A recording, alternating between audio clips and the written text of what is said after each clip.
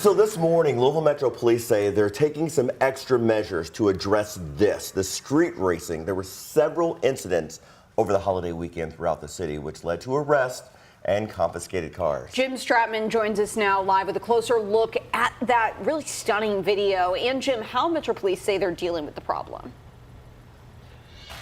Yeah, good morning, Grace and Eric. Monday, Metro Police said that they seized 2 cars, arrested 4 people, confiscated 4 weapons, and also issued 1 citation, all in connection to street racing incidents that we saw over the holiday weekend. And there were several of those. There were 3 that we were tracking just really in the latter parts of the holiday weekend. 23rd and Market was one, another one down at 2nd Street and River Road where police say that a person was shot. And then the one that you're seeing on your screen right now, this is at Kenwood Drive and New Cut Road. You can see 2 cars doing burnouts in the intersection, and then later on spectators even jumping onto police cars as officers were working to clear that scene.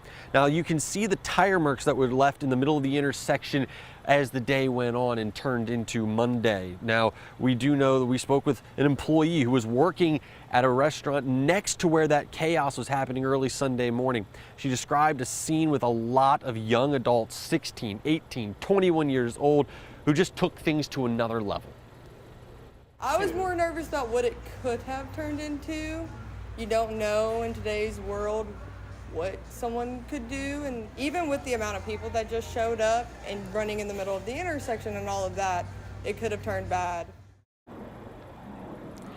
LMPD Interim Chief Paul Humphrey released a statement with a warning to those who participate in these events, saying in part, quote, "If you are a person who is considering participating in these events, please know you are responsible for the harm it causes, and we will make every effort to ensure that you are held accountable." Now, an ordinance passed by the city last year is helping Metro Police to be able to crack down on some of these street takeover incidents. I'll talk more about that coming up here in the next half hour. Grace?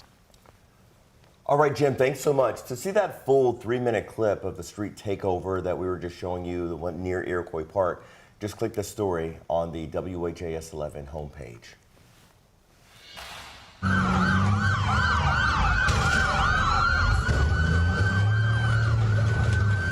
So this video sent into WHAS11 by viewers shows the tail end of a police chase involving a semi-truck. The chase initially started in Nelson County and wound its way to Bullitt County.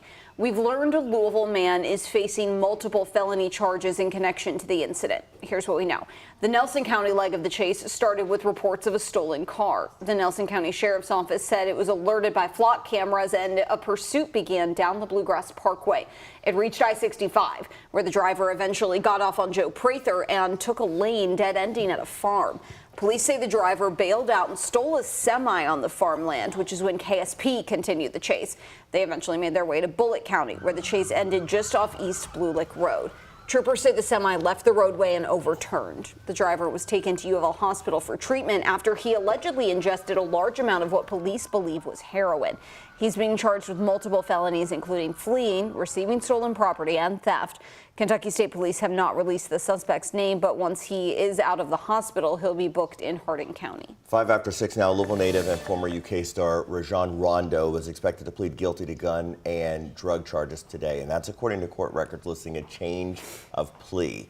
Indiana State Police troopers arrested Rondo in January after they say he was driving recklessly on 65 with a minor in his car.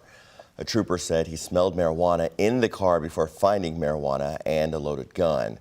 Rondo is charged with unlawful carrying of a handgun and possession of marijuana. He's expected in court at 9 o'clock this morning.